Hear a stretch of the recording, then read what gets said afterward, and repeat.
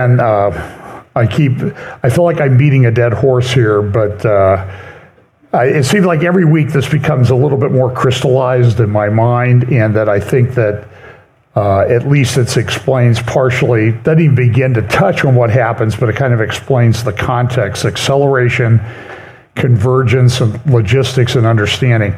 And we see a lot of this coming together. Again, a week does not go by where I don't get letters, emails, books, everything, and everybody's sure they've got it all figured out. And I would like to get them all in the same room at the same time, because none of them agree with anybody else. And I can understand it's a very confusing time to be alive, but we do know we have this promise, in Daniel, that as we get closer to the end, we'll have a better picture of it.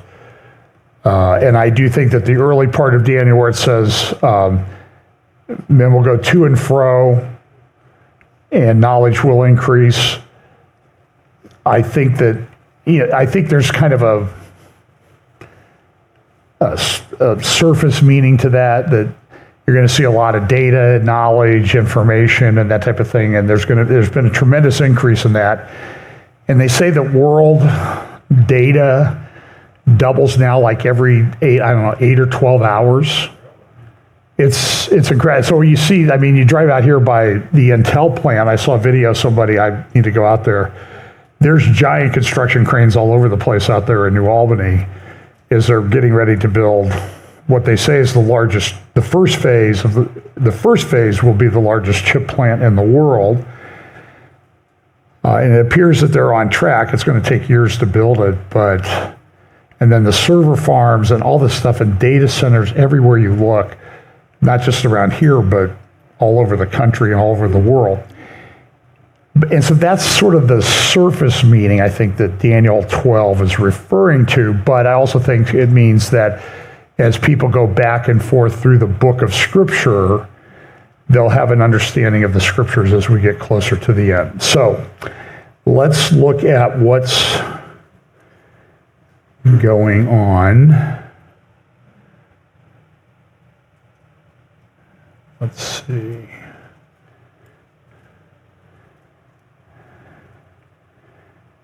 And I can already see that I'm way out of order. So let's just sort of go through these things.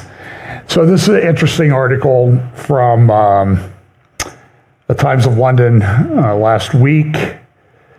Our politicians risk sleepwalking into another global war.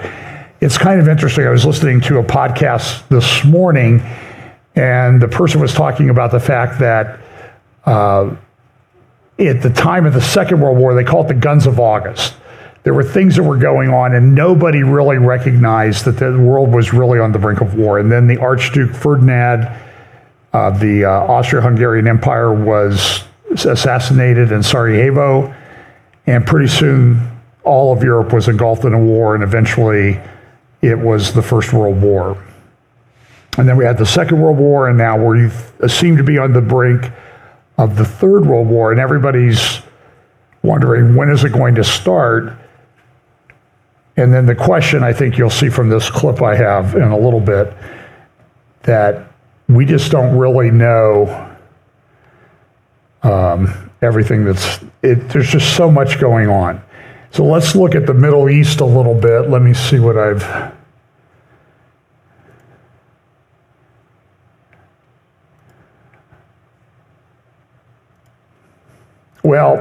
just go ahead and say it now because I'm going to get to it eventually anyway. Russia's sent some S-400s to Iran, the word is. And in return for that, Iran is sending all kinds of missiles, drones, and that type of thing to Russia. Russia's sending arms and that type of thing to Iran. And it's clear that one of the things that's come out of this conflict that's developing in the Middle East and the area around the Middle East is that Russia's intimately involved with Iran now. There were also reports that Russia has made another big move into Sudan, which I do think when you look at the way Ezekiel 38 lines up that there's an alliance in Sudan. Cush in the Bible would be the area of Sudan. And then Put, which would be Libya. All of these nations are kind of coming into alliance. And Russia's very, very active in Africa right now, including in Sudan. I also saw a memorial that had been constructed to Wagner forces. That's the Russian private militia group. Remember, the word is that the guy who was head of that, Prigozhin, got killed in a plane crash. Although there are all kinds of conspiracy theories out there that no, he wasn't killed. He's going to come back and take over Russia. I don't. When I look at the world today, it was like, does anybody die a natural death anymore? Or is it all planned, or is it all some kind of a ruse that the person can come back? I don't know. But so Iran is getting these S-400 systems from Russia. They will be helpful. Supposedly, they're these great missile systems or air defense systems. But then Ukraine is kind of getting around them and the attacks, and I may say something about that. Also, Russia is also backing off a little bit in Syria because they're engaged in Ukraine. But Foreign Policy has a good article about the fact that the West shouldn't be happy about that because there's a vacuum in Syria, and what's happening is that Assad is allowing more Iranian influence to come in. So Iran is really behind all of this stuff. In fact, let me see if I can get this put up.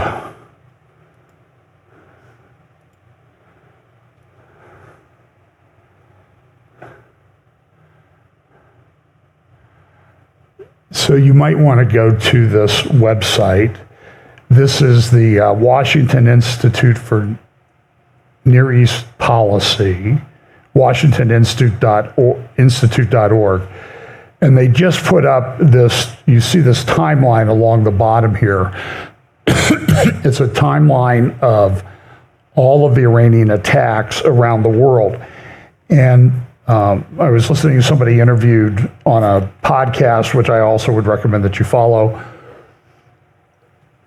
It's done by Dan Senor, who I think did something in the Trump administration in security policy. He has a podcast now called Call Me Back, and he interviews people from a broad spectrum of Israeli politics a lot. Centrist, people that we would call leftists, liberals. Israeli politics is not divided up the way we are. So when you say conservative in Israel, doesn't necessarily mean it is the same thing as a conservative in the United States. So when I say conservative or liberal with Israeli politics, I mean it as Israeli politics would cover that. But anyway, so this guy would be more of a centrist guy who's with the Washington Institute. But one of the points he made was that Iran is involved all over the world, unlike any other country has ever been involved all over the world with terror activities. So there's somebody who was arrested, a Pakistani guy who was arrested, I think, the day before Trump.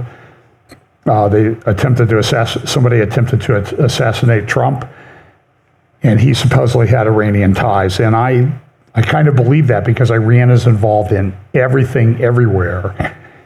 They're using their money. They have tremendous influence in Washington, particularly among the potentially incoming Harris administration.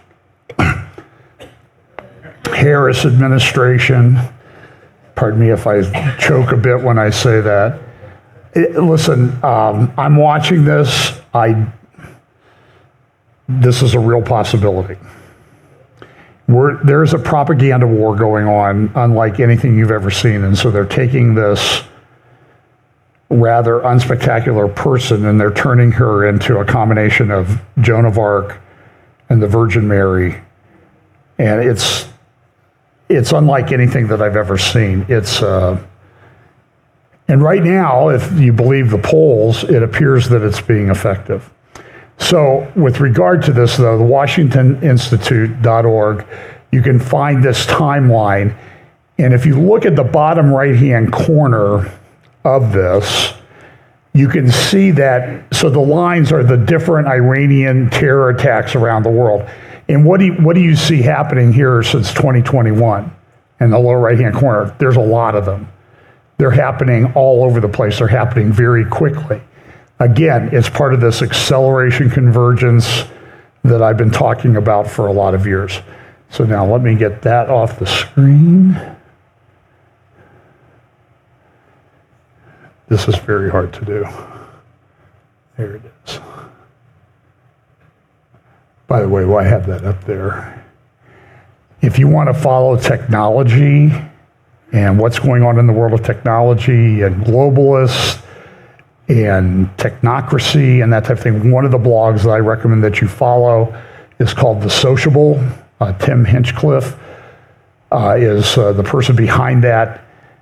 Excellent articles, excellent research, video clips, links to reports and PDFs. And you can, one of these articles, you can spend a couple days just drilling down through all the links that are in them. By the way, with regard to technocracy, the end of September, I'm going to be doing a conference, a Go Therefore conference over in Brookville.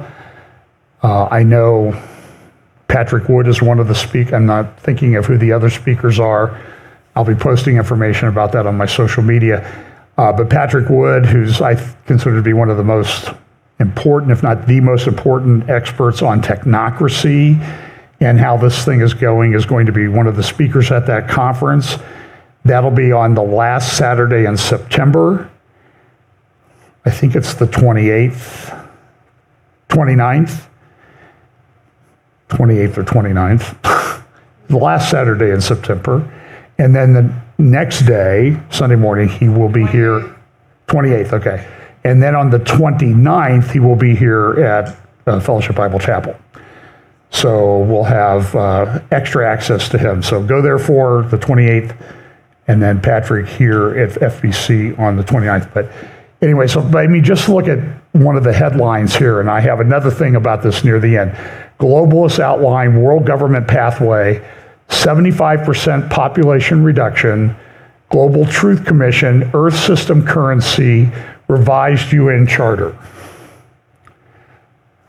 When I talk about convergence, I'm not even scratching. This is just one article about all these things that they have planned. So there's a big meeting coming up, Summit of the Future in New York City in September, and they're going to supposedly sign a pact for the future.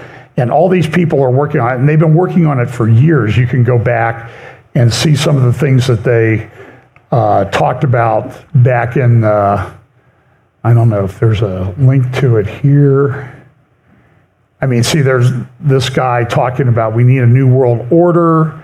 He says, create an Earth System Council, giving the UN system the capacity to pass binding legislation to protect our planetary environmental system and the common goods it provides with necessary enforcement mechanisms. Now, how many of you think that they really have all of your best interests at heart? Especially when they start talking about a 25% population reduction. 75%, did I say 25%? What, you're in the first 25%. So, well, I include myself within that. And it's coming pretty quickly. So here's another one, article for Foreign Policy. The State Department's Gaza policy has failed. That's pretty clear. But they look at it in the sense that, well, we haven't been able to get to a two-state solution. And Gadi Taub, who's in one of the videos I'm going to play here pretty soon, he says two-state solution is dead. It's dead. Nobody in Israel will agree to a two-state solution. Yet what does Kamala Harris, her advisor Phil Gordon is a guy you should become familiar with. He's an advisor to the vice president. He would probably be, if Kamala wins, he would be maybe chief of staff or national security advisor or secretary of state. And he's always on Israel. Oh, you guys are doing terrible things to the poor people in Gaza. And then this one is another article. The U.S. can do more to prevent an Israel-Iran war. Genuine pressure on Israel and Hamas to enact a Gaza ceasefire could dial down the tensions across the region. And you're going to see in a little bit when I get to this long video that that's a fool's errand. The people who espouse this do not understand the situation that we are facing. All of this has a very much end of days feeling to it. I think we can agree with that. In fact, I mentioned this first hour when I was preaching on Romans chapter 10. I had a conversation with an Orthodox Jewish friend in Israel this week. And we were just talking. We're talking about what's going on in Gaza and how's the situation there. And then he just sort of brings up, not prompted by me in any way, he goes, you know, as I'm looking at the way the nations are aligning against Israel and coalescing against Israel, it certainly seems that all of the biblical prophecies are starting to be fulfilled. Now, he's Orthodox, he's Jewish, he's not a Christian. But he sees it because he's reading the book, going back and forth through the book. And so there's going to be a lot of people that understand, like Daniel says, in the end times. And my question is, if he can get it, why are a huge percentage of evangelical pulpits totally silent on the issue about what's going on? It boggles my mind. So here's some things I'm going to share with you some things that I got from my review of some Hezbollah, Iranian, and Arabic newspapers. So this is a picture that was in an article the other day from Almanar website. Now, almanar.com.lb, that's the website. You should bookmark it, open it in Google Chrome, and it'll usually translate it for you. There'll be a little drop-down thing in your address bar. And so the thing to remember about all of this is the imagery that's used in these photographs and these pictures and these articles that they have up. So what do you see in this picture? Well, down below, you see all these different flags of the Islamic countries. All, by the way, have white, red, black, and green colors. Now, that could be significant. It could relate to the seals and the color of the horses. I can't dismiss that possibility. But all of their pictures are centered around the Temple Mount. Al-Aqsa Mosque, the Dome of the Rock. You see this as a common theme. Every Hezbollah guy that gets killed, they put up a memorial page. You can find that at Almanar website. And every single one of them, always keep this in mind, says, on the road to Jerusalem, he was martyred on, and then it says that date. So the guy they took out with the bomb, Israel took out with the bomb in Beirut, in that apartment building in downtown Beirut, he's got a memorial page. The guys that get taken out driving down the road in southern Lebanon, they've got a memorial page. And every one of them says, on the road to Jerusalem, he was martyred. And there are about 500 of them now. But the other thing you see here, too, is you sort of see these picture shadowy figures in the corner looking over the situation. And here's the title of the article. So everybody's talking about when is Hezbollah, when is Iran going to attack Israel? Now, it's possible it could be tomorrow. Tomorrow is the 9th of Av, and there's been some indication that some Iranians have said, we're going to attack you on the 9th of Av because that's the day on the Jewish calendar when the first and second temples were destroyed. And that could very well be. But I always look for other clues. There's some talk in the State Department and elsewhere that they want Iran to back off and not do anything till at least August 15th. Now, I just heard that yesterday because they're trying to work out a ceasefire. And they think if they get a ceasefire in Gaza, then everything will calm down with Hezbollah in the north. And that's a fool's errand, in my opinion. But here's what the title of this article associated with this picture is. Wait for the miracle, August 15th. So I saw that and I thought, well, maybe it's not August 12th, maybe it's August 15th. And I'm coming in touch with people in Israel all the time, and they're all like, is it coming today? Is it coming today? And there's a big barrage of rockets this morning, and everybody goes, is this it? And it's not it yet.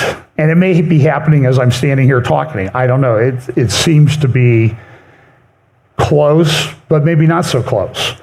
There's a lot of diplomatic things going on. So it says here, the three mediating countries involved in the Gaza ceasefire talks, Egypt, Qatar, and the United States, in the file of indirect negotiations between the Israeli enemy and the Palestinian resistance factions in the Gaza Strip, where the aggression has been ongoing for 308, now 310 days, issued a joint statement yesterday, the most important of which was that the time has come to put an immediate end to the ongoing suffering of the residents of the Gaza Strip, the hostages and their families, and to conclude a ceasefire agreement and release the hostages and detainees.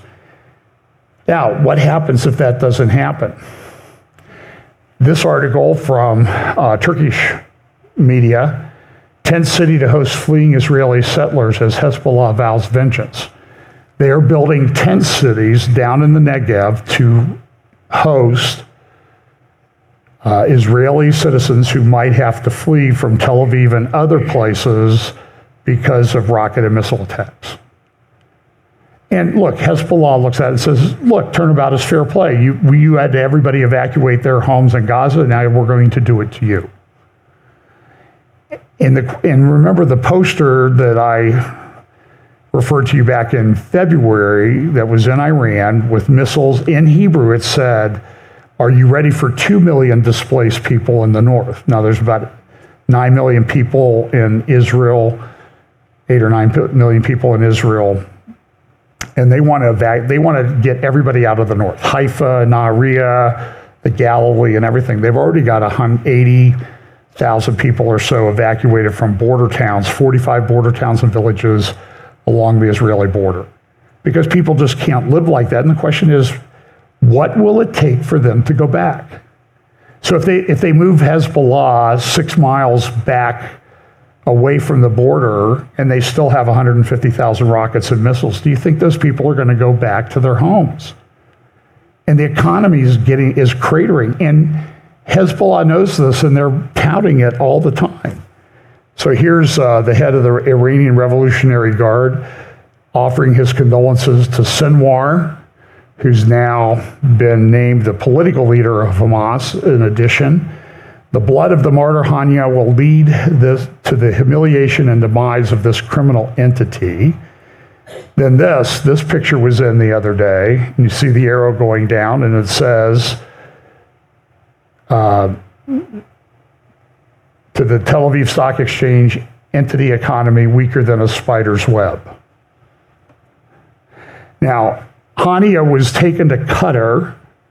He was born in Israel, I don't know if he was born in Gaza or up in the Judea-Samaria area. He was killed in Tehran, and he been living in very significant luxury in Qatar for the last number of years. He was worth about $4 billion, and they had his funeral in Qatar, he and his bodyguard, and they were buried there, and they went to the big mosque in Qatar. Now, so what you see in this video is you see a lot of these guys here in the middle. Those are Palestinian Islamic Jihad and some of the other Palestinian factions, Fatah and that type of thing. They all made it to Qatar for the funeral. And so here's what and by the way, you also see a guy in white in the crowd, and that's the emir, the leader of Qatar. He's the big guy. And you see him in some of these videos here, but here's what this preacher is saying, this sheikh, that guy there in the center bottom, that's the head of the government of Qatar. So it says here, O servants of Allah, the Palestinian cause is the mother of all causes. This is Hania's funeral. It is the deepest wound among the wounds of the Islamic nation. Palestine and Jerusalem are the responsibility of all the Muslims. It is their land and their holy places are there. The Muslim media, and especially the Arab media, must assume its role in highlighting this cause because it is the Muslims and the Arabs' number one cause. It should be mentioned, this is what I want at my funeral, right? This kind of eulogy or talk. It should be mentioned that Allah granted our country, Qatar, our ruler and his wise government to invest their best efforts and offer whatever they can in support of their brothers in Palestine. This is witnessed by Allah and all the free people. May Allah reward our rulers. May he crown their efforts with success and allow them to attain our goals. O Allah, support our Muslim brothers all over the world. O Allah, support them in Palestine, Jerusalem, and Gaza, O Lord of the universe. O Allah, unite them around the Quran and the Sunnah. O Lord of the universe, O Allah, booster their force. Now, by the way, Qatar is the financial seat of the Muslim Brotherhood, which, like the Iranian government, is active in terrorism and funding terrorism and cells all over the world, including in the United States at a very significant basis. CAIR, Council on American Islamic Relations, is a Muslim Brotherhood organization. There's been plenty of proof to that. O Allah, grant them victory over those who oppress them. O Allah, annihilate the enemy of Islam and the Muslims, along with those who support him and stands with him, O Lord of the universe. On this blessed day and this blessed hour, we pray for you to send upon the enemy of Islam and the Muslims punishment like the punishment of Ad and Thamud, O might and powerful one. So that's what was in the mosque in Friday during the funeral of Hania, Ismail Hania, who was assassinated in Tehran. By the way, here's a picture, I believe just the last day or so, of our Secretary of State meeting with the Emir of Qatar.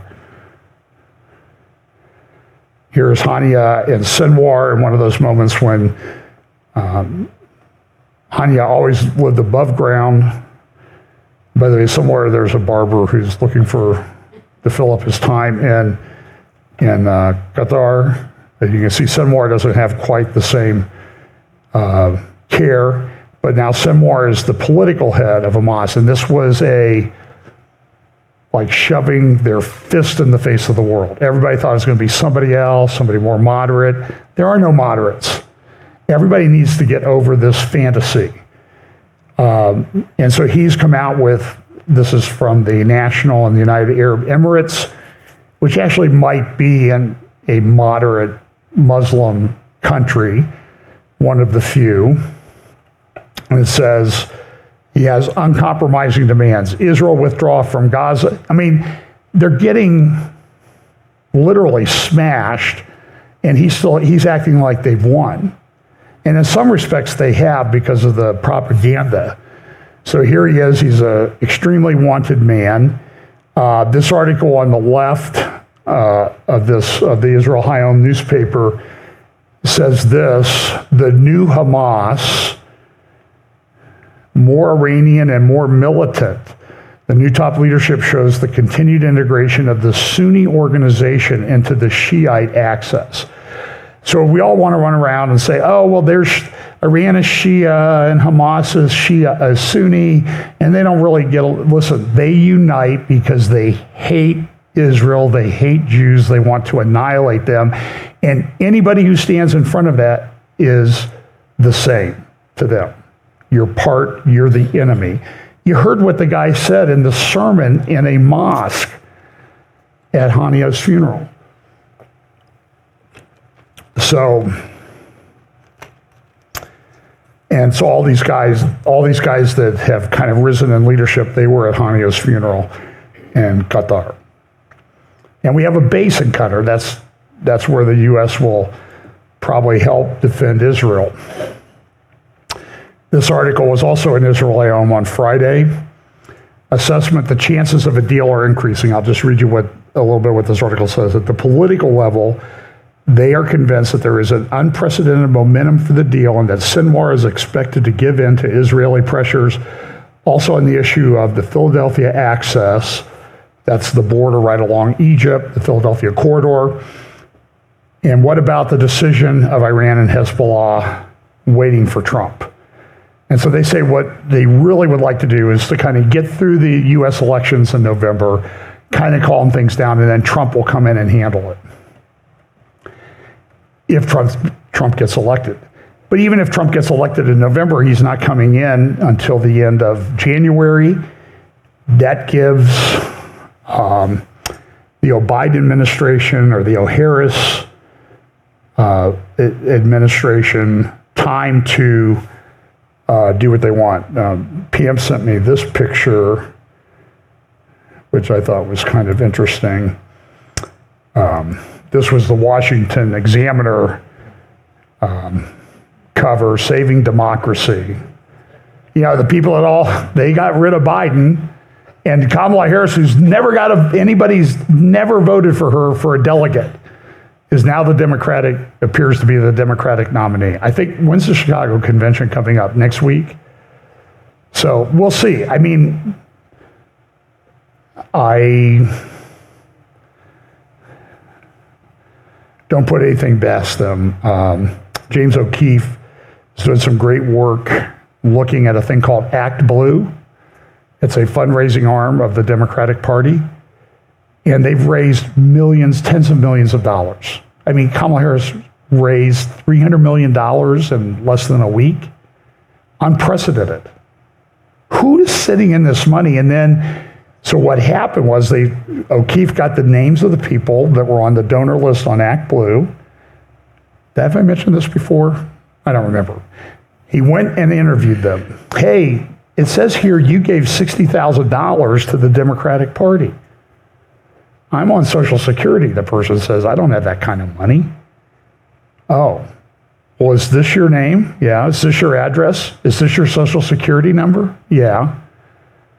I gave something to a Democratic Party 15 years ago, but not since. Well, it says here you gave 600 donations of like between 60 cents and $4, or 6,000 donations.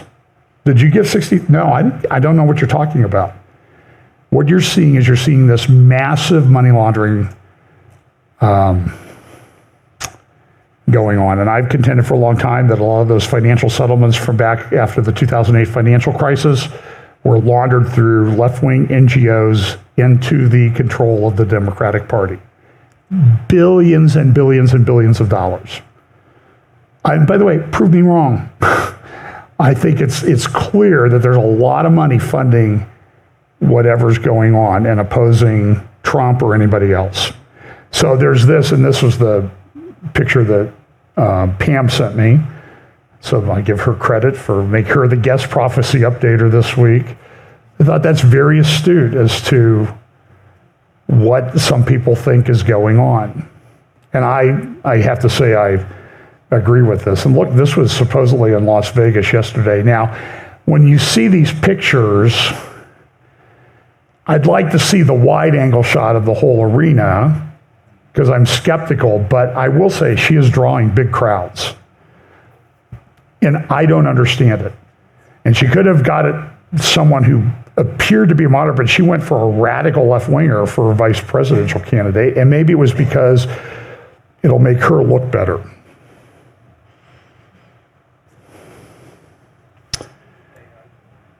So here's these guys. So if you go to the Almanar website, you'll see this memorial page for every one of these guys. The big cheese that was gotten recently down here in the lower left-hand corner, and I can't remember his name. He was the guy who planned the Marine barracks bombing back in 1981. The U.S. has been after this guy for a long time, and Israel finally took him out. And then this guy was an important guy the other day who was killed. And again, they all say, on the road to Jerusalem, he was martyred. And they all have a picture of the Dome of the Rock, because that's really what this is about. This is about getting Jerusalem. And they held a memorial ceremony for this guy, and they called him the happy martyr on the road to Jerusalem. And they had a big funeral for him, and you can see part of the picture that's there for him. And this speaker said, through our confrontation, participation, and solidarity with the resistance fighter in Gaza who are confronting it with heroism and legitimacy, the goals announced by the enemy have failed miserably to be achieved, and today it is shackled by the feelings of defeat. So they read the Israeli media and they see people say, we're concerned about what's going to happen. So they take it and they turn that into propaganda. And then this Hezbollah strongly condemned the horrific massacre committed by the Israeli enemy against the displaced people in the school in Gaza. I'll talk more about that in just a moment. This is from Tehran Times.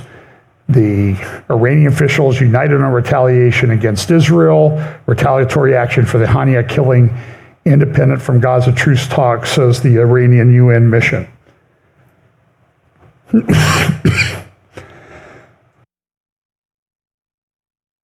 And yes, Pam and I had COVID.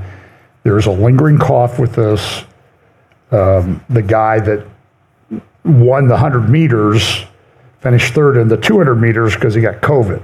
And he was up all night coughing, and I would agree with him. I probably wouldn't get anything better than a bronze medal on the 200 meters at the Olympics, even now.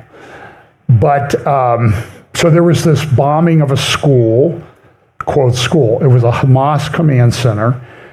They bombed like 6 or 7 of these in the last week. And it's always interesting. They come out immediately and say, this is CNN, dozens of civilians killed, more than 90 Palestinians killed. This place was crushed to the ground, and within minutes they come out and say 90 people were killed, 80 people were killed, all civilians. By the way, the CNN article followed up a little bit. So more than 90 killed, and they came out, and at the end of the article, it says, CNN is not able to independently verify the statements of either side in relation to the strike. So how do they have these precise things? Here's the IDF report. There was at least, they got 19 or 20 senior Hamas terrorists, so they're getting rid of all the people around Hania. This is from CYNN. Britain, France, and Germany are calling for Israel and Hamas to urgently agree to a ceasefire deal following a joint statement by the U.S., Qatar, and Egypt urging the resumption of negotiations. London fully endorses the joint statement from Qatar, Egypt, and the United States. Says here, there can be no more delays. The fighting must stop now. All hostages still cruelly detained by Hamas must be released. French President Emmanuel Macron said the war in Gaza must stop amid fears of escalating into a regional conflict. Now, CNN also came out with a report about Gaza. And so they went through Gaza, and they talk about how many of each of those dots represents a Hamas brigade. And so you see that there are about 24 brigades. 6 of them still appear to be active. Here's just a little bit of a video clip of CNN's analysis of this report. I want you to listen very carefully for some names that are mentioned in here, because this is really what the CNN report is about. Israeli soldiers in Gaza, fighting street by street, house by house, in Israel's longest war in decades. The goal, they say, to destroy any semblance of Hamas. Netanyahu's message is clear. ואנחנו מנצחים. כל מטרותיה, לרבות חיסול החמאס. ניצחון, לניצחון. מוכנים? כן! The destruction of Hamas, imminent. The objective, within reach. But the data paints a very different picture. CNN, the American Enterprise Institute, and the Institute for the Study of War all combed through thousands of claims by the IDF and Hamas's military wing, Qassam brigades. What we found was evidence of a significant Hamas resurgence. Have a look at the Gaza Strip. Israel believes there are 24 Hamas battalions spread throughout the territory. We analyzed 16 of these in northern and central Gaza, the most targeted areas in Israel's 9-month offensive. Our research shows that out of these 16, only 2 have been destroyed. 9 degraded but still functional. 5 are currently combat effective, able to carry out missions against Israeli forces. Even as Israel uses its full military might, Hamas has been able to partially rebuild nearly half of these battalions. And, it says, it's replenishing its ranks. وقد تمكنا بعون الله خلال الحرب من تجنيد الآلاف من المجاهدين الجدد. A high-ranking Israeli officer told CNN they agree. Everywhere Hamas rears its head, we will enter. Can this ping-pong stay forever? No. Our society is not built for this, and neither is the international community. Take a look. Now, I want you to remember that last phrase. Our society is not built for this, and neither is the international community when I get to this video in just a moment. So this is from the Jerusalem Post, though. It says Hamas grip has been weakened. I talked to people associated with the IDSF, Israeli Defense and Security Forum. General Miravivi addressed these issues in a report last Monday. You can go to the IDSF YouTube channel and watch those daily 25 to 30-minute updates. They're very well done. They, unlike other people who talk about Israel, they keep it to 25 or 30 minutes. They're very, very good and disciplined at that. But so General Vivi says, no. They're basing that on bad data. They're getting propaganda from Hamas. And so what Israel's going to do is Israel's going to treat this like they do the West Bank, Judea and Samaria, where they will, when they hear of a problem, they'll go in and take care of it. You know, in the West, in Judea and Samaria now, when there's a problem with terrorism, they send in a couple of jeeps, they send in some troop carriers, and they take care of the problem in like a 1 or 2 hour operation. And that's the goal, that they're going to be able to do that in Gaza for the foreseeable future. Nobody's going to let Hamas completely govern Gaza. That's a pipe dream. Time magazine did do an interview with Netanyahu. He did say he was deeply sorry for October 7th, but he's not resigning. And so what that CNN report was a hit piece to help get rid of Netanyahu. And I'm not saying Netanyahu should stay. I mean, there are a lot of failures on October 7th. A lot of people should resign and quit, but that's Israeli politics, and you know that's sort of beyond the scope of me. This is a big problem, though. This is an article in Israel Hayom about the fact that the Israeli judicial system is making it very difficult for them to fight. The justice system's fault is titled, the article, "The Explosion This Week at the High Court During the Debate on the Conditions of the Nova Terrorists Was Only a Matter of Time." There's allegations that there were Palestinian detainees or terrorists at a particular facility that were raped. Jew-hating, Israel-hating people like Candace Owens have run with that like it's the gospel truth. I've been reviewing a lot of information on this, and frankly, they're long on allegations and short on facts thus far. So let's let the truth play out. But people like Candace Owens have become a propaganda tool for Hamas. And she's out there spewing this nonsense like it's actually happened. It's egregiously bad. I mentioned first hour, she did a thing on the Star of David. And she said, well, I read about it on Wikipedia, and Wikipedia is a trusted source.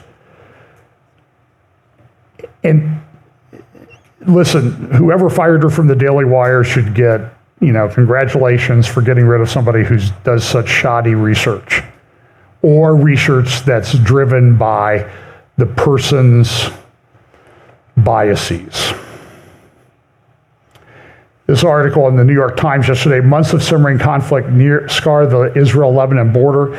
They had a very good graphic here. And so what you're going to see here is all the attacks. Blue are Israel, orange, red are Hezbollah attacks. That's the Israel border line that you see there in the middle. And you see all of these attacks that have occurred in the 310 days since October 7th. There have been thousands of these. about 7,000 or 8,000 rockets, missiles, mortars, etc., drones sent by Hezbollah into Lebanon. And Israel's has been very busy. And so on both sides of the border, and this has been pretty steady the whole time. So this was a frozen shot of like everything that had happened. So here's a picture of a village along, this is a village in Lebanon, along the border. And you can see the damaged areas there. And this is true on the Israeli side of the border. A lot of these villages, half of the buildings have been destroyed or damaged. And so with all the people that have evacuated, about 70,000 in Lebanon, 60-some thousand in Israel. In Lebanon, they've moved to the north. In Israel, they've moved to the south. Their homes are being destroyed. Their villages are being destroyed. Their towns are being destroyed. And the question is, even if things quieted down, are they coming back? And so this has a huge economic impact. I mean, imagine a town of 70,000 people having to leave. What happens to that town, the economy, the people that do services in that town? And then this is on the Israeli side of the border, and it shows here that's the Lebanon on the left or top, and so this shows the burned areas have happened, and these are the fires that the rockets and missiles and mortars have caused across the Golan Heights in northern Israel and also into Lebanon. So there's been a lot of damage. Hezbollah claims we're going to hit back hard. Nobody really knows exactly what's going to happen.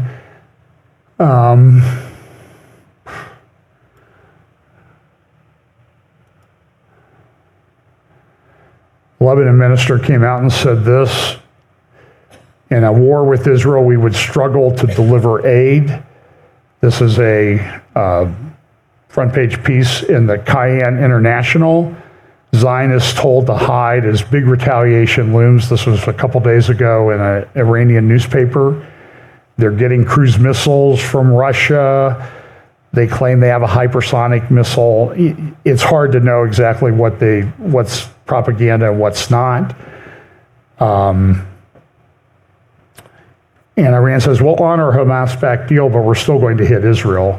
And the question is, what are they going to do? Because now, the way the facts on the ground are developing, it appears that there was a bomb planted in the room where Hania was sleeping by someone a couple months ago. At least it wasn't like an air missile attack or anything like that. And so Iran is cognizant of the world's love of the term proportionality. Any response has to be proportionate. I mean, what's proportionate when they're destroying and raping and killing people in Israel? Israel's going to respond. It's war. So Iran set to give ballistic missiles to Russia, vice versa. And this is an article in the Jerusalem Post the other day. Today, actually, long-range missiles, lethal, destructive capabilities. Israel's repelled Iran's first direct attack. Is it ready for the next one? And the Washington Post, they were saying Israel's going to be alone for this. Jordan and Saudi Arabia have declared that they do not want their airspace transformed into a battle zone. Egypt has said it would not take part in the military actions. Now, this was the Washington Post 2 days ago. Jordan just came out this morning and said, we don't want our airspace used by anybody. Of course, the Washington Post, when they put it up, Jordan's not going to let Israel use its airspace. No, that's not what Jordan said. Jordan was very clear as to what they said. They would consider any overflight an attack on them, and I'm pretty sure they would allow Israel to attack Iran if they thought Iran was using their airspace to attack Israel. Facing down the prospect of all-out war, Israel is operating quite alone, this Israeli spokesman said. We're working really, really hard with intense diplomacy to try to avoid an escalation, Kirby told reporters on Wednesday, while adding that President Joe Biden, anybody seen him lately, by the way? Ordered additional military resources to the region to make sure that Israel should be attacked. The United States can only come to her defenses. And a lot of things are being sent to Israel. F-22s, Raptor, probably the best overall aircraft fighter in the world. We don't have that many of them, but they've sent a couple squadrons over. Aircraft carrier, naval battle group. By the way, do you know that the naval battles and that type of thing going on in the Red Sea with Yemen and that type of thing, these are the largest naval battles since World War II. I just saw that this morning. That's amazing. And I don't think it gets the scope of coverage that it deserves. And so here's these articles you just see in the Jerusalem Post. Vigilance over panic, while Armageddon beckons, Israel's continuous appeasement. That's a good article in Jerusalem Post, either today or Friday, by Avi Abelo. You've probably seen him on social media. Lloyd Austin comes out, we want to avoid regional escalation, but then this article, Iran advances ability, this is from the front page of the Wall Street Journal yesterday, Iran advances ability to make nuclear weapons.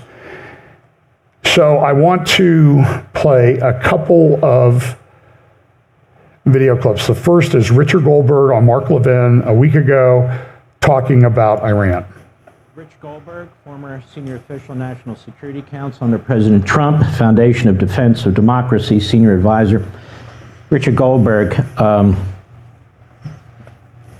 it looks like the Biden administration's policies are paying dividends for Iran and their surrogates. Israel is surrounded. Israel's under attack. Israel's been under attack by Hezbollah since October 8th. By Hamas since October 7th. They're under attack by the Houthis. Iran is behind the whole damn thing. This administration has had numerous special pleaders. Language. People really who would make Alger Hiss look like a great American patriot in terms of back channeling to the foreign minister of Iran. Iran's going to get a nuclear weapon. Tell me, what has this administration done to deter Iran at all from threatening us, threatening our former president with an assassination plot, threatening the Israeli people? What has this administration done to deter any of this? Nothing. Actually, they've invited it all. They've shredded anything we had like deterrence coming into the last couple of years, and they continue to erode our deterrence as they pursued a nuclear deal with Iran. They wanted to get back to that old nuclear deal. They opened up spigots of cash. Right now, with everything going on in the news, right now, there is $10 billion being made available to Iran that the president could say, stop. We're not going to let you have that money anymore. Right now, with everything going on, Iran's oil is allowed to flow to China. Almost 2 million barrels per day going to China. The president could say to the Chinese, stop it. We're going to enforce our sanctions. What is he doing with Israel? He's withholding weapons when he should be saying very publicly to Iran, we're going to make sure Israel has every last bit of munitions it needs to carry out any mission it needs to defend itself and to take out its terror threats. He hasn't done any of that. So what does the regime in Iran see right now? They see weakness. They see an invitation to escalate. Because what does the president say? He wants to de-escalate. He doesn't say, I'm going to back Israel if they need to counterattack against Iran or against Hezbollah or against Hamas or against the Houthis in Yemen. He says, Israel, knock it off. Get a ceasefire. We're going to withhold your weapons until you do. And we're going to keep the sanctions relief for Iran. That's madness, Mark. It's complete madness. And it is why we are in a situation of the Middle East on fire. And so the Middle East is on fire. This is a very interesting tweet by a guy named Andrew Fox. Let me blow this one up.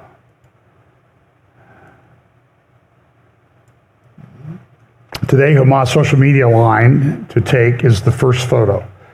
I've seen it twice already. They appear to be trying to spin the damage to Gaza as something unusual or especially vindictive on the part of Israel. The second and third photos are Mosul. We did that. In Mosul, we were fighting ISIS. Hamas and ISIS are different, but in terms of animalistic, inhuman behavior against Israelis and their own people, they are entirely comparable. Israel's war against Hamas is every bit as valid and necessary as our war against ISIS. And he's right.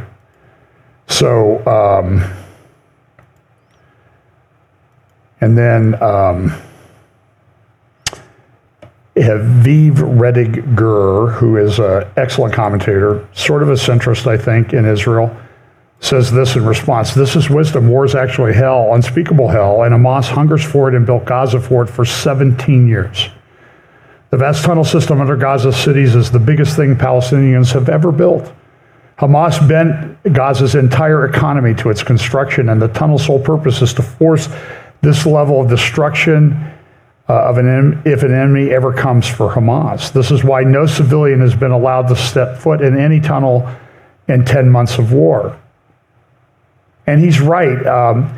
So here's this. So here's the pictures of Mosul. By the way, on the left, these are the pictures you see in that tweet. On the left is Gaza, this terrible destruction. On the right is Mosul. Do you remember these pictures from just a few years ago when we were taking out ISIS in Mosul? By the way, remember the pictures of the buildings, block after block, city after city, town after town, Sunni towns destroyed by Syria and Russia, just pulverized by these big barrel bombs.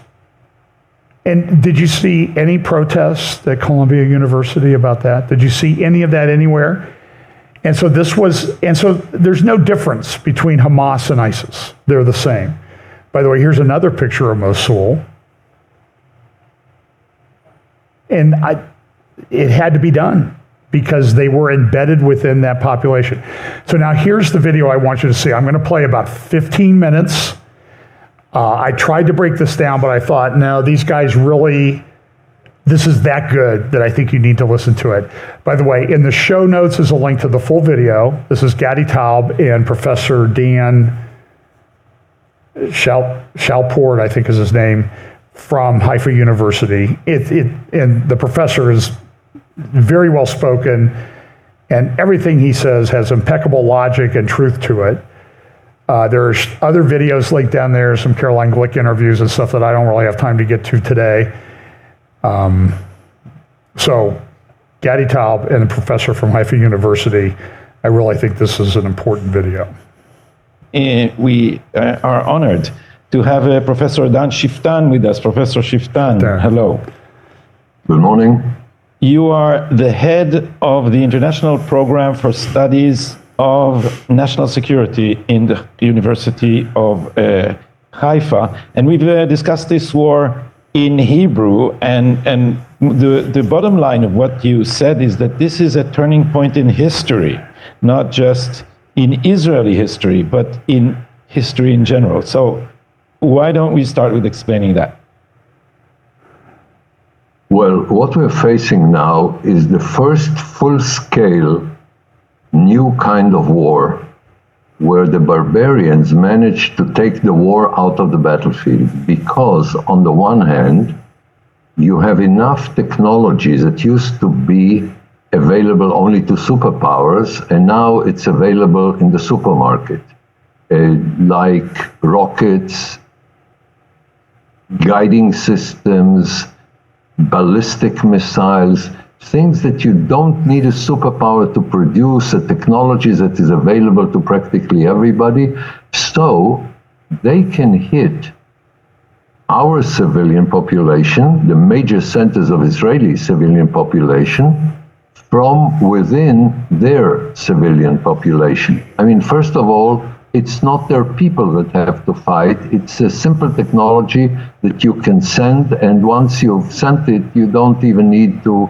control it. You don't need sophisticated people on the other side. You don't need brave people on the other side. You simply need weapons of mass destruction, but not in the original sense of nuclear or biological weapons, but weapons that can hit centers of population and bring about the kind of destruction that you cannot ignore, that you cannot say, okay, I will contain it. You must somehow reply to it, otherwise a civilized country cannot function. And the second point beyond the technology, which is tremendously important, perhaps more important, is that the major weapon that they're using against civilized people are the values of these civilized people. In other words, they're saying, we want to kill your children, and we know you don't want to kill our children, but we'll make you kill our children, because we will have these weapons in schools and in mosques and in inhabited neighborhoods, heavily inhabited neighborhoods, so that when you respond, you will have to kill our civilian population, and then the outrage of the entire civilized world will force you to stop the war. And therefore, we can destroy you with impunity. Gaza is the most fortified position ever in the history of wars, because it is not only fortified by weapons and tunnels and basically an underground city in Gaza, it is also fortified with the New York Times and the Washington Post and Human Rights Watch and Amnesty International and basically all Western media. And recently, much more serious, is the entire international judicial system, so that you will be considered war criminals because you defend yourself. If you don't defend yourself, we will defeat you. And if you will defend yourself, your own values will defeat you. Maybe even your own population will say, we are not willing to engage in this kind of war. It happens in other countries, not with Israel, but in other countries that say, we will take some defensive measures and hit some missile sites on the other side or some radars on the other side, like the Americans and the British in Yemen. But when it comes to where the weapons are really coming from and where the war is really waged from, we cannot act because this will constitute a war crime. So the new kind of war is the kind where barbarians hope to win because they are barbarians. And by the way, they say so. Hamas in Gaza officially says, we will win this war because we love death, and you will lose this war because you cherish life. And this is not only their de facto strategy, but even their outspoken strategy.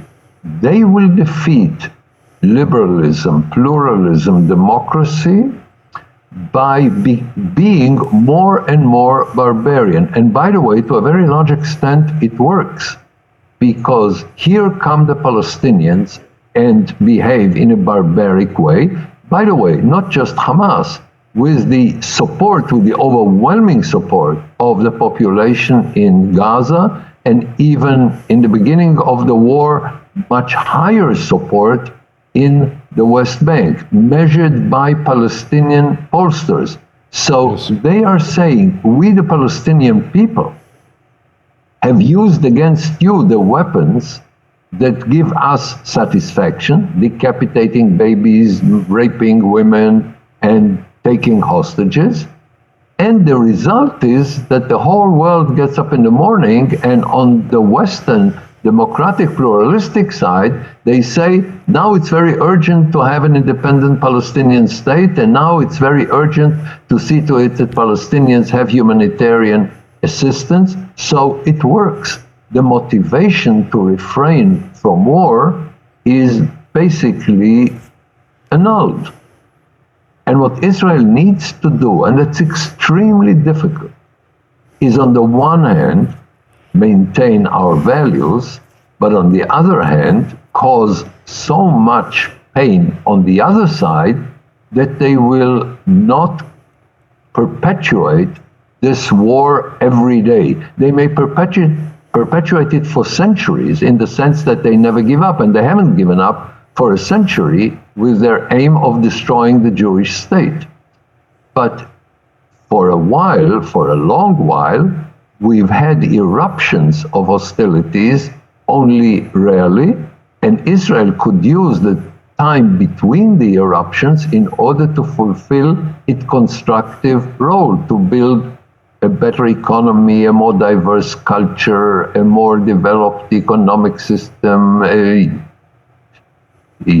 human rights inside the country, You've used the phrase in medical Hebrew. system. You've used the phrase in Hebrew, Sparta outwardly and Athens Yes. inwardly. Yes, in a book that I've written on the subject, on the objectives of Israel's national objectives, I use the term as one of the objectives of Israel to combine the ability to be Sparta vis-a-vis our enemies and essence inside. So you are an enemy that they cannot afford to have actively working against them when they attack Israel. And at the same time, Israel maintains its open society system and succeeds in being constructive. This is what Israel is all about. So you need to be Sparta to stay alive, and you need to be essence to have a meaning to your living in terms of the quality of life, in terms of the values you want to pursue. So what is at stake is not will Israel win for Israel's sake. Israel must win, not only so that it can survive, but also that it's very clear that we don't have a new kind of war where the bad guys will systematically win because they are barbarians, because they have no limits.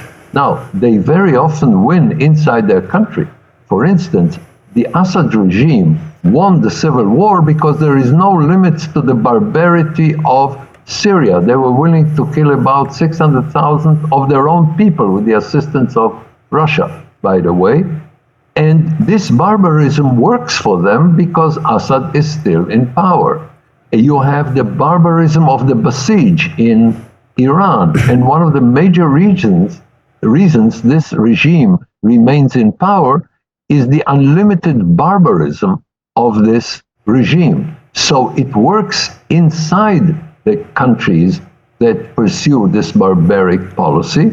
But if it works vis-a-vis civilized people, and now Israel is the test, then the implications are global. And here again, the Jews are the proverbial canary that indicates... Canary in the mine, in the coal mine. In the coal mine, yeah. Indicating that the poison is so serious that you have to do something about it.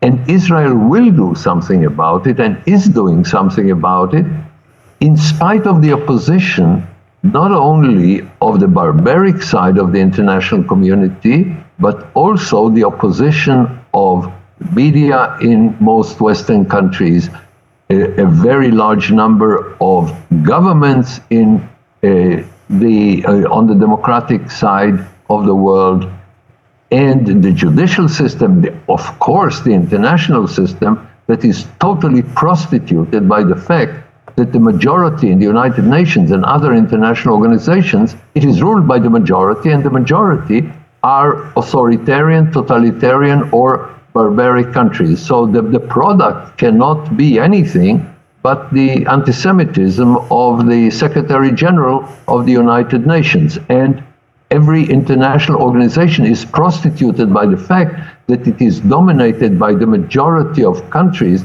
that don't have a system of one person, one vote, and they have a system on the international level of one country, one vote. So Israel has to defeat not only Hamas and its barbarian backers. It also has to fight against maybe I should call it an autoimmune deficiency in the West, where the West is turning against its own values by groveling at the feet of these barbarians. And the barbarians have learned to use Western values, Western guilt feelings, Western lifestyle and comfort in order to create a system in which the West cannot fight this war, or finds it hard to fight this war. Yes, we have here a combination between a society, the Arab society, that is never willing to take responsibility for what they're guilty for, with a society that is delighted to feel guilty about things they're not guilty for. Are they guilty for what happened during the terms of colonialism? Yes. Is the post-colonial policy willing to take guilt for any barbarism of the post-colonial countries? Unfortunately, yes. Okay, so you get the point. Impeccable logic he's talking about is, and I think a couple points to take away from that extended clip. Gaza, Hamas in Gaza is the most fortified battlefront entity in the history of humanity. Process that. So it would make sense that Israel is having trouble with it, but the problem in the West is we don't fight at the level that they fight. And so his other point is we have to be Sparta to our enemies and Athens internally in our countries. And that's very difficult to do. And so now what we're seeing, though, is these scenes coming out, and I do think they're intimately related. I talked to Mark Sutherland a lot about this the other day. You're having the UK seems to be on the brink of a civil war. And you get in a lot of trouble for saying that in the UK. They don't like that. And so they're probably the basis for some of these protests and that type of thing turned out to not be exactly right. They said that this person was an immigrant that stabbed these girls in Southport, and they were stabbed. And I don't know the guys, again, you can kind of get an idea of where the guy who did the crime is coming from when you can't find anything out about him. They put up a picture of him when he was 12, but that's not what he looks like today. He killed these little girls. They were at a Taylor Swift happy party or something like that. And so he stabbed them to death. 3, I think they were all in the same family, like between 6 and 9, 5 and 9. One daughter survived. And so the word became, well, he's an immigrant of a certain religion, and they started protests, and now, so the complaint in the UK has been this problem with what they call two-tier policing. We know what two-tier policing here is in the United States. If you protest at an abortion clinic, you're going to prison. If you burn down a federal courthouse in Portland or other cities, nothing happens to you. That's called two-tier policing. The same thing is happening in England, where the protesters against the religion of immigrants, the large number of immigrants, and believe me, I've been to England. It's been 5 years ago. Let me tell you, England has changed. Well, I guess I was just over there last year too. It's changed dramatically. I mean, London, it's unbelievable. I saw Princess Kate going to a meeting with someone. She was wearing a scarf, headscarf. Princess Kate. And by the way, she went to shake the hand of the man, and he pulled his hand back to the princess. I mean, and this is in London, in England, and it's terrible. So here's another one. So this one guy, he got up and said, with the Labour Party, he's been kind of booted out now, but he said, we need to, if people don't agree with us, they're protesting against us, we should cut their throats. Now, that he didn't get arrested. He might have got booted out of his political party. And so Mark Sutherland and I talked quite a bit about this on a podcast that we put up this week. You can find that on, I think it's on YouTube and Rumble. At least it was recently. And so there are these protests that are going. And so Starmer, I mean, look at these headlines, riots engulf Britain. Tommy Robinson fans flames from his holiday in Europe. And so what's happened is the whole narrative is jumping on this. Look at you, you're terrorists that oppose this immigration or have questions about this immigration and what it's doing to your community. Police under attack as fears of widespread. So here's Keir Starmer,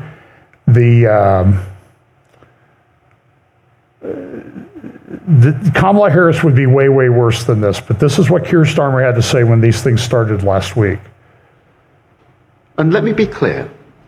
The meeting this afternoon was not about pointing the finger of blame. That is not how this government of service conducts its business, because it doesn't work. Rather, this was a meeting to pull together our response, a response both to the immediate challenge, which is clearly driven by far-right hatred, but also all violent disorder that flares up, whatever the apparent cause or motivation. We make no distinction. Crime is crime, and so to that end, I can announce today that following this meeting, we will establish a national capability across police forces to tackle violent disorder. These thugs are mobile, they move from community to community, and we must have a policing response that can do the same.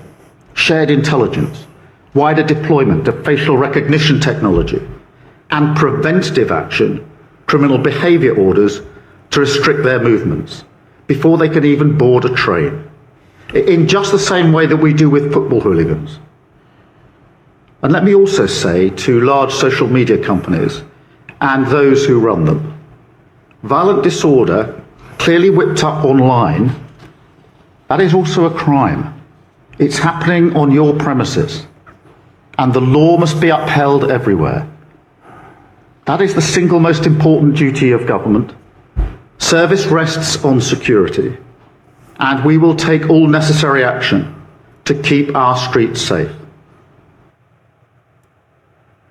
And so what do you see happening? They're being arrested. People that are protesting, they're just going to protest, they're being arrested, they're being rounded up. They're not of that particular religion. They're the others. It's a two-tier policing system. And one of the big top legal people, prosecutors, came out and said, you do this, you face 10-year prison terms, even if you just go. But look at what Keir Starmer said. We need facial recognition. We need to look at what people are saying or what they believe, and we need to stop them from traveling. This sounds like Red China. This is England. You can go down to the British Library, you can read the Magna Carta, for crying out loud. You know, a great document of Western civilization. Not perfect, but it was one of the things. You will be refused bail even if you only watch riots from the sidelines, judge warns. That sounds very unbiased, right?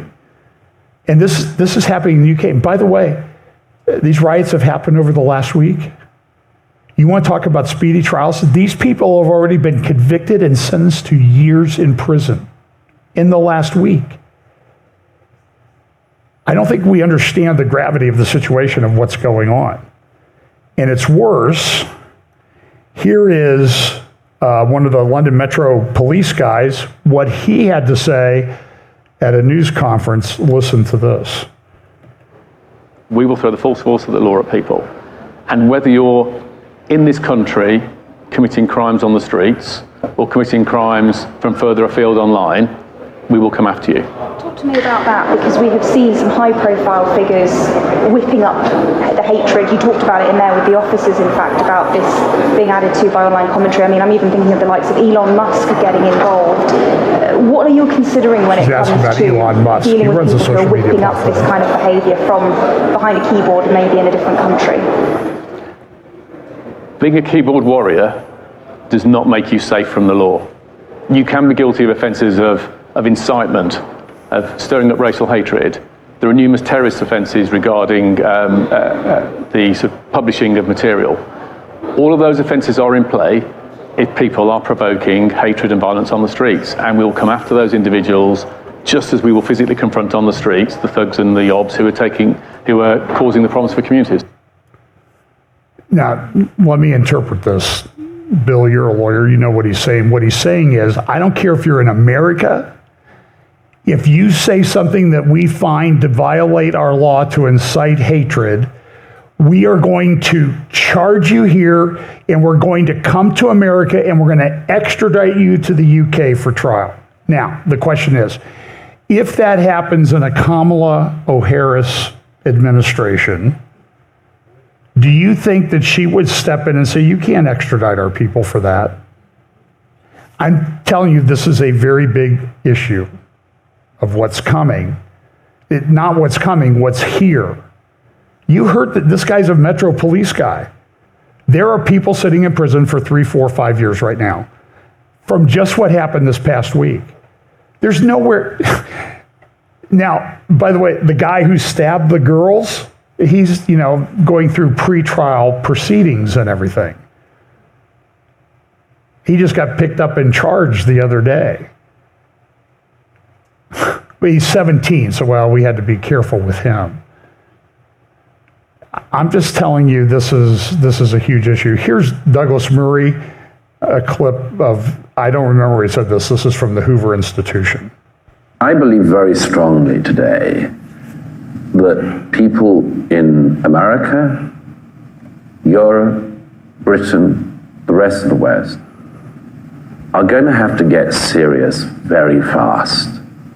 Because something is going to happen. I don't know what, but something is going to happen in my lifetime that is going to bring the kind of reality that the people of Israel saw on the 7th to the people of America, to the people of Europe, to the people of Britain.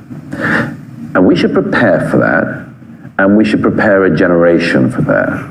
And we should encourage them, they've got to break out of the thing they're in, these ignoramuses, the narcissists, the navel gazers. We've got to tell them that the age of grievance is over. The age of grievance will be over with an age of heroism and courage. And we should encourage that from everybody. And if these other people who want to hold us all back and want to make us talk about things that are so banal and boring, like gender woo-woo and I'm feeling non-binary, no, don't have time for you. Get out the way. Life's too serious. Get ready. Now, so I hope you can see the connection between the professor from Haifa University and what Douglas Murray just said. And Douglas Murray said, it's coming in my lifetime. I would say, back when when I first started practicing law, I had a court that I did a lot of work in, but the judge was so popular and people could direct cases to him. He was setting trial dates 6 years in the future, so I had to go to Daytimer and get a 6-year planner. Okay? I'm telling you, Douglas Murray, you only need a 1 month planner before this. In fact, it's already come. It's here. So here's an interview. This is Visegrad, but he retweets this. I hope BBC Politics will confirm that Douglas Murray no longer be invited to contribute to any program following his openly racist and xenophobic monologue. If the irony will not be sent in, Murray said this, then the public will have to sort this out themselves and it'll be very brutal. I don't want them to live here. I don't want them here. They came under false pretenses. And this tweet says, listen, smearing Douglas Murray as a racist and a xenophobe in an attempt to platform him is simply laughable. But that's what they're trying to do, and that's what they're going to try to do, and it's a very, very big deal. And it's happening in our sister country. And the police over there, at least this guy, I hope somebody fires him today, but I can tell you there's nobody in the government that's going to do that. He should be fired. They want to do this. So,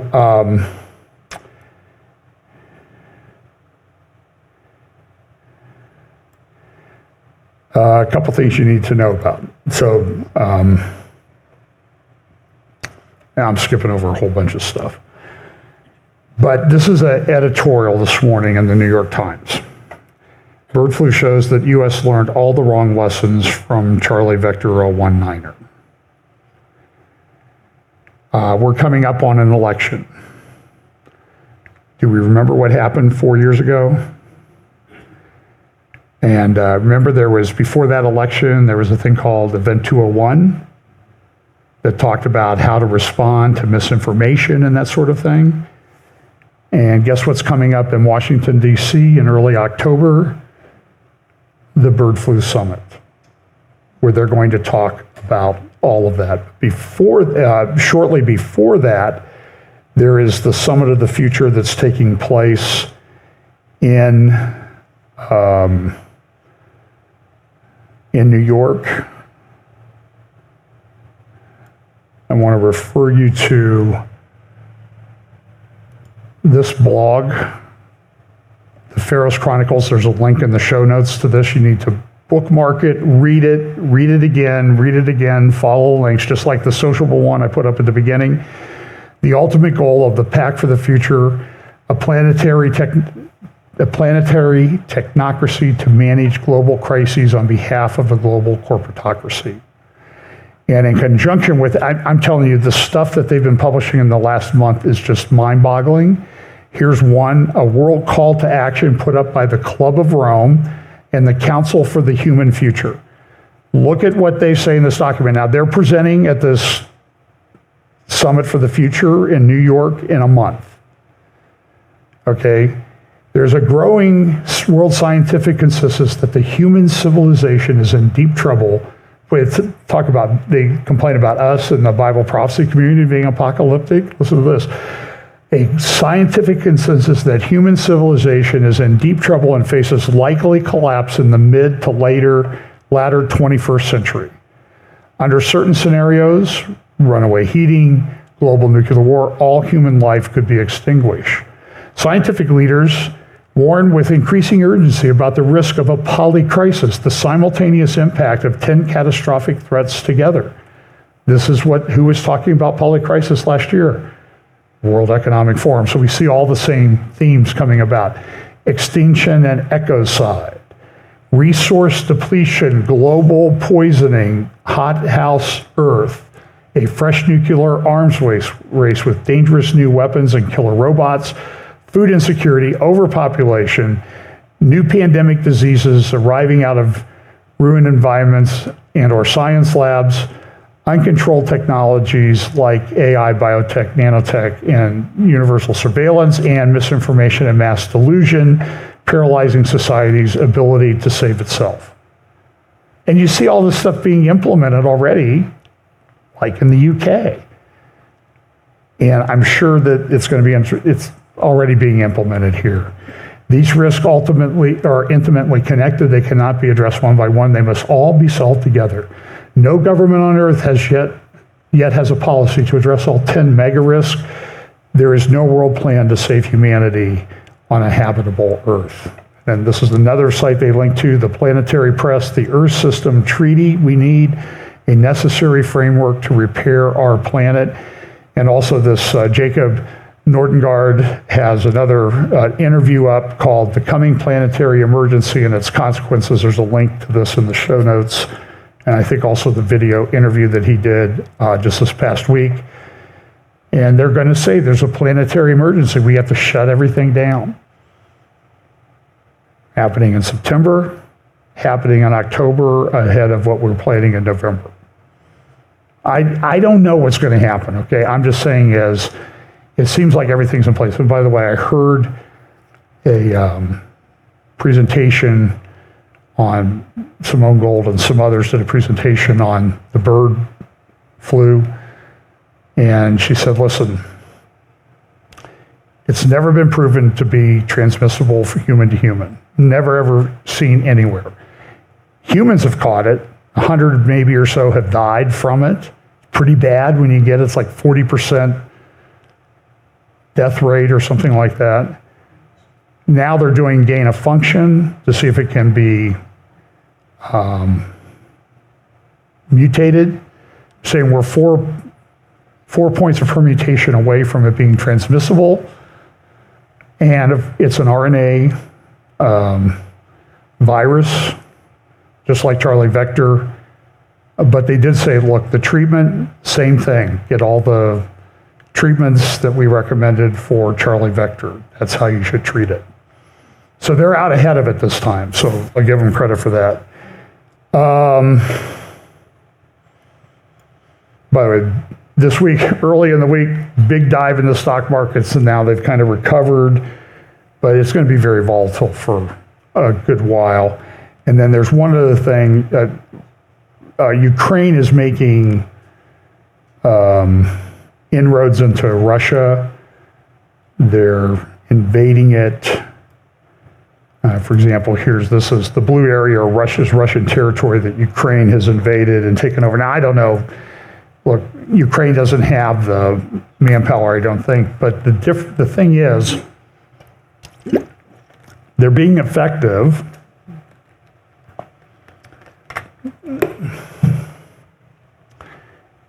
And Russia came out and said, well, we're going to do a counter-terrorist operation. So it's not part of a war, it's a counter-terrorist operation in these areas. Now, that may be to make it seem like it's not as bad as it is.